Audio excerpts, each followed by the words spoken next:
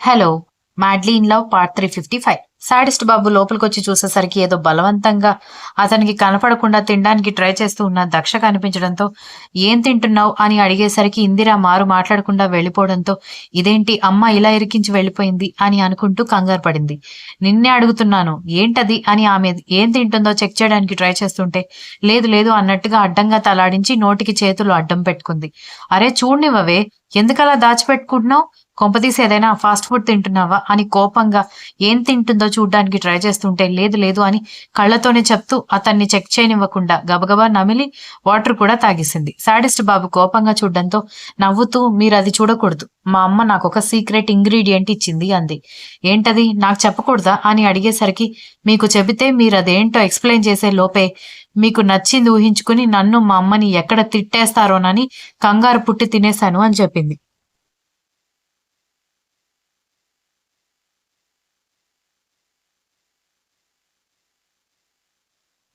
"ఈ మధ్య నీకు భయం పోయిందే. నిజంగా నేనే నెత్తికెక్కించుకున్నాను కదా!"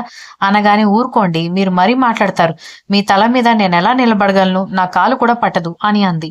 శాడిస్ట్ బాబు కోపంగా చూడ్డంతో వెర్రి నవ్వులు నవ్వుతూ, దొంగ చూపులు చూస్తూ కూర్చుండిపోయింది. "నువ్వు తిన్న ఫుడ్డు వల్ల బేబీకేదైనా కాంప్లికేషన్ వచ్చినట్టుగా తెలియాలి.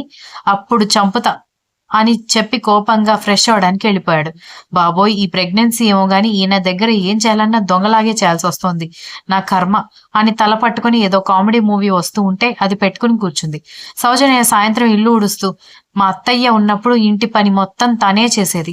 ఇప్పుడు హాయిగా కూతుర్ని చూసుకోవడానికి వెళ్ళిపోయింది. ఇక్కడ పని చేయలేక నేను చస్తున్నాను" అని తిట్టుకుంటూ చేస్తూ ఉంది.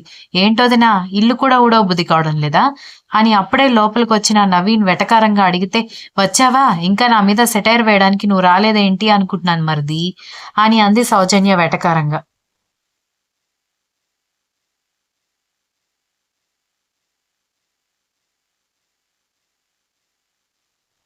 నవీన్ కూడా అంతే వెటకారంగా వదిన వైపు చూస్తూ లోపలికొచ్చి, "అందుకే అప్పుడప్పుడైనా ఇంట్లో ఏదైనా పని చేస్తే ఇలా అమ్మ, చెల్లెళ్ళు లేనప్పుడు నీకు ఇబ్బంది కాకుండా ఉంటుంది.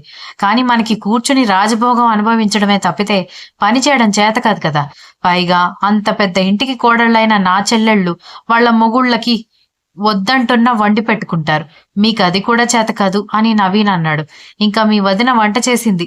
అది తింటే నీ పరిస్థితి, నా పరిస్థితి ఏంటో నాకర్థం కావడం లేదురా" అన్నాడు వీళ్ళ కన్వర్జేషన్ వింటున్న ప్రవీణ్. "బాబోయ్! రేపు ఆఫీస్‌కి వెళ్ళాలన్నయ్య. నాకంత స్ట్రెస్‌ఫుల్ లైఫ్ నుంచి కాస్త రిలాక్సేషన్ ఒస్తోందంటే నా వర్క్ వల్లే. నీ భార్య వండిన భోజనం తిని నేను హాస్పిటల్‌లో పడ్డానంటే అంతే పరిస్థితి. ఇప్పటివరకు నేను సేవ్ చేసిన సేవింగ్స్ అన్నీ హాస్పిటల్‌కే అయిపోతాయి" అనగానే, "నా భయం కూడా అదేరా బాబు" అని ప్రవీణ్ అనగానే, "కాసేపు నోరు మూసుకుంటారా ఇద్దరు" అని కోపంగా అరిచింది సౌజన్య. దాంతో ఇద్దరూ నవ్వుతూ సౌజన్య వైపు చూస్తుంటే, "నేనంటే మీ అందరికీ చులకనైపోయింది. నేనంత కష్టపడి వంట చేస్తే నా వంట మీద జోకులు వేస్తారా? అసలొక్కసారైనా నా వంట తినాలంటే మీ అందరికీ అదృష్టం ఉండాలి" అంది. "అంత అదృష్టం మాకొద్దులే" అని అన్నదమ్ములు ఇద్దరూ హైఫై ఇచ్చుకుంటే, "అయితే బయట నుంచి ఆర్డర్ పెట్టుకొని తినండి. నేను వంట చేసుకొని పెట్టుకున్నది తింటాను" అనగానే, "ఆల్ ద బెస్ట్" అని ఇద్దరు చెప్పడంతో కోపంగా లోపలికెళ్ళిపోయింది సౌజన్య.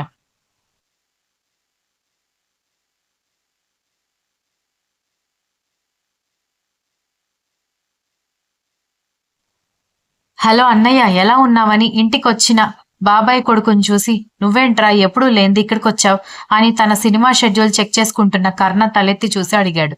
"ఏం లేదన్నయ్య, ఈ రోడ్డు నుంచి మేమందరం బైక్ మీద ట్రిప్ కోసం వెళ్తున్నాం. కాస్త అందరం రిలాక్స్ అవుదామని చెబితే వాళ్ళందరూ దగ్గరలో ఉన్న హోటల్‌కెళ్ళిపోయారు. మా అన్నయ్య, వదిన ఇక్కడే ఉంటారని నేను ఇటువైపొచ్చాను" అని చెప్పాడు. "బావా" అని ఏదో చెప్పడానికి బయటకొచ్చిన రక్ష అతన్ని చూడగానే మాట్లాడకుండా తిరిగి గదిలోకి వెళ్ళిపోవడంతో ఆమె వైపే చూస్తున్న తమ్ముణ్ణి గమనించి, "దక్ష" అని శాడిస్ట్ బాబు పిలవడంతో బయటకొచ్చి, "ఎలా ఉన్నావ్?" అని అడిగింది. "బావున్నాను వదినా. నీ కడుపులో ఉన్న బేబీ ఎలా ఉన్నాడు?" అని అడిగేసరికి, "వాడి గురించి తర్వాత, బయట ఉన్న మీ అన్నయ్య ఎలా ఉన్నాడో అడుగు. పుట్టేది ఎప్పుడో తెలీదు గానీ బయట్నుంచే మీ అన్నయ్య హడావిడి పెట్టి చంపేస్తున్నాడు" అని తల పట్టుకుంది దక్ష. దాంతో అతను నవ్వుతూ ఉంటే, "సరేరా" అంటూ గెస్ట్ రూమ్ చూపించి రేఖకి హార్లిక్స్ ఇవ్వమని చెప్పి తన రూమ్‌లోకి వెళ్ళిపోయింది దక్ష. రక్ష మళ్ళీ బయటకొచ్చి ఎవరూ లేకపోవడం గమనించి కర్ణ ఎక్కడ ఉన్నాడో వెతుకుతూ ఉంటే, "హాయ్" అని అతను ఎదురు రావడంతో కంగారు పడి వెనక్కి తిరిగి వెళ్ళబోతుంటే, "ఎందుకు నన్ను చూసి అవాయిడ్ చేస్తున్నావ్?" అని అడిగాడు. అక్క బావగారు చూస్తే తప్పుగా అనుకుంటారు. అందుకే వెళ్ళిపోతున్నాను అనగానే ఏముంది నువ్వు మా వదిన సిస్టర్వి. నేను మీ బావగారి తమ్ముణ్ణి. ఇందులో తప్పుగా అనుకోవడానికి ఏముంది?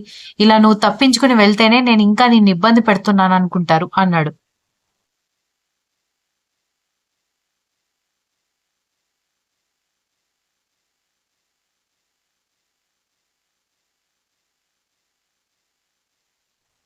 రక్ష ఇంకేదో చెప్పబోతూ ఉంటేనే మీరిద్దరూ ఇక్కడేం చేస్తున్నారు అని శాడిస్ట్ బాబు అడిగేసరికి రక్ష ఒక్కసారిగా ఉలిక్కిపడి ఏం లేదు బావా, నీ హోమ్ థియేటర్లో వీడియో గేమ్ ఉంది కదా, అదెలా ఆడాలో అర్థం కావడం లేదు, నువ్వు నేర్పిస్తావేమోనని నిన్ను వెతుక్కుంటూ వస్తున్నానని చెప్పింది. దాంతో కర్ణ ఇప్పుడు టైం లేదు మా, తర్వాత ఎప్పుడైనా నేర్పిస్తాను అని చెప్పడంతో రక్ష మొహం మాడిపోవడం చూసి అన్నయ్య నన్ను నేర్పించమంటావా అని కర్ణ కజిన్ అడిగేసరికి కొద్దిసేపు ఆలోచించి వదిలేరా, నువ్వు ఏజ్ లో ఉన్న అబ్బాయివి, తను కూడా ఏజ్ లో ఉన్న అమ్మాయి, చూసే వాళ్ళకి బాగోదు, పైగా వాళ్ళ పేరెంట్స్ కూడా ఇక్కడే ఉన్నారు, తను తర్వాత ఎప్పుడైనా నేర్చుకుంటుంది కదా రక్ష అనగానే అవును బావా, నేను ఆలోపు మ్యాగజైన్స్ బుక్స్ ఏమైనా ఉంటే చదువుకుంటాను అంటూ కర్ణ ఇంట్లో ఉన్న లైబ్రరీ వైపు వెళ్తూ ఉంది.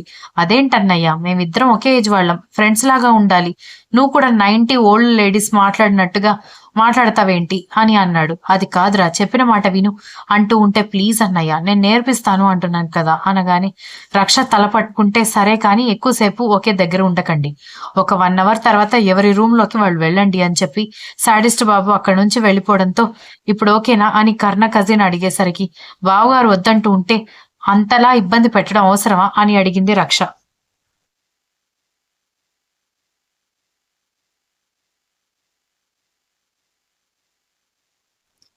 నేనిబ్బంది పెట్టలేదు. రిక్వెస్ట్ చేశాను. సరేలే పద అంటూ ఆమెకి వీడియో గేమ్ నేర్పించడానికి వీడియో గేమ్ దగ్గరికి తీసుకునెళ్ళాడు. సాయంత్రం దక్ష చేత వాకింగ్ చేయించి ఆమెకి బాదం మిల్క్ షేక్ తాగించి ఎలా ఉన్నాయి పాలు అనగానే పాలు జ్యూసు ఓకే తాగొచ్చు. కానీ మరీ గంట గంట కంటే కష్టం. నేను తాగలేకపోతున్నాను. 2 అవర్స్‌కి ఒకసారి తాగుతాను అంది. లేదు ఇప్పుడు తాగితేనే తర్వాత బావుంటుంది అంటూ ఈరోజు నీకు డిన్నర్‌లోకి ఏం కావాలి అని శాడిస్ట్ బాబు అడగడంతో ఎందుకు మీరు ప్రిపేర్ చేస్తారా అని అడిగింది. ఆమె వైపు అదోలా చూసి ఒక్కసారి ఏదో నిన్ను ప్రసన్నం చేసుకోవడానికి చేశాను. ప్రతిసారి ఎందుకు చేస్తాను అనగానే మూతి తిప్పుకుంటూ మరెందుకు పెద్ద చేసేటట్టు అడిగారు అని నాకేమీ అక్కర్లేదులే అనగానే సరే నేనే చేస్తే తింటావా అన్నాడు. తప్పకుండా మీరు బాగా చేస్తారు ప్రొఫెషనల్ లాగా అని నవ్వుతూ చెప్పడంతో మరేం కావాలి అని అడిగేసరికి చికెన్ 65 చికెన్ లాలీపాప్స్ అనగానే ఎందుకే నీకు చికెన్ అంటే అంత ఇష్టం అని అడిగాడు. అదంతే నాకు ఇష్టం చేస్తారా చేయరా అనగానే మాట ఇచ్చిన తర్వాత చేయక తప్పుతుందా చేస్తానులే అని అంటూ యాప్రాన్ కట్టుకుని వంటగదిలోకి వెళ్ళగానే మీరెక్కడికి వెళ్తున్నారు అల్లుడు గారు అని ఇందిర కంగారుగా అడిగింది. మీ అమ్మాయికి తనకి నచ్చినవి చేయడానికి కంగారు పడకండి మీ అందరికి కూడా కలిపి చేస్తాను అనగానే ఏంటే ఇది అని కంగారు పడింది ఇందిర.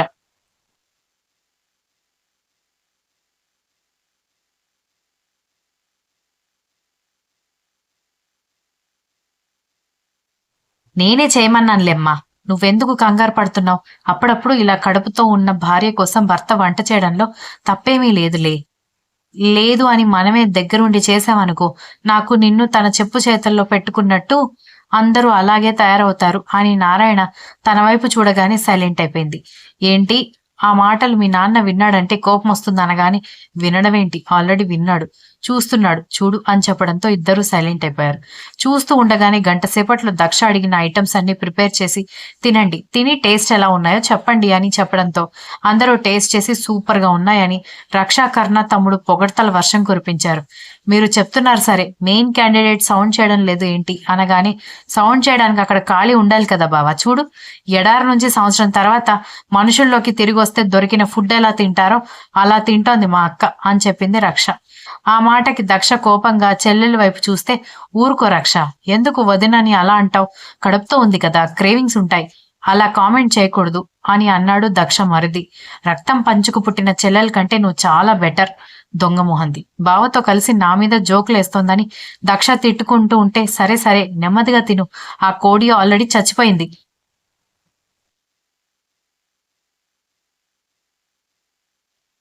నువ్వలా కుక్కుని తిన్నంత మాత్రాన అదెక్కడికి పారిపోదు అని ఇందిర చెప్పడంతో నువ్వు కూడా ఏంటమ్మా అని అంటూ నెమ్మదిగా తింటూ కూర్చుంది. మూతి మొత్తం పాడు చేసుకుంటున్నావు, ఒక్క నిమిషం అని అంటూ ఆమె పక్కన కూర్చుని నెమ్మదిగా తను తినిపిస్తుంటే కబుర్లు చెప్తూ దక్ష తినడం చూసి అక్కని బావని ముచ్చటగా చూస్తున్న రక్ష వైపు చూసి ఎందుకు వాళ్ళిద్దరిని అలా చూస్తున్నావు, దిష్టి తగులుతుందని కర్ణ తమ్ముడు అన్నాడు. బావ లాంటి భర్త దొరకడం మా అక్క అదృష్టం. ఇలాంటి హస్బెండ్ కోసం అమ్మాయిలు చిన్నప్పటి నుంచే కలలు కంటూ ఉంటారు అని చెప్పడంతో నేను కూడా అలాంటి హస్బెండ్ అవుతాను అన్నాడు. రక్ష ఆశ్చర్యంగా అతని వైపు చూడడంతో అదే నేను కూడా మా అన్నయ్యలాగే నా భార్యని చూసుకుంటానని చెప్తున్నాను అన్నాడు. అతని మాటకి నవ్వి అది నీ భార్యకి చెప్పు, సంతోషపడుతుంది అని అక్కని బావని మురిపంగా చూసుకుంటూ తన డిన్నర్ కంప్లీట్ చేసింది. ఇలా కర్ణ ప్రేమలో మునిగిపోతూ జాగ్రత్తగా బిడ్డ కోసం కేర్ తీసుకుంటూ ఉండగానే 5వ నెల పడ్డంతో శ్రీమంతం చేయాలని ఇంట్లో అందరూ ప్లాన్ చేస్తున్నారు. ఈలోపు వీక్ష కూడా విరాజ్ బుర్ర తిని తను కూడా అందరికీ గుడ్ న్యూస్ చెప్పడంతో 3 పసివాళ్లు ఒకేసారి భూమి మీదకి రాబోతున్నారని అందరూ సంతోషపడుతున్నారు. ఈలోపు దీక్షిత 8వ నెల పడింది. ఇటు దీక్షితని విరాట్, ఇటు దక్షని కర్ణ, ఇటు వీక్షని విరాజ్ జాగ్రత్తగా చూసుకుంటున్నారు.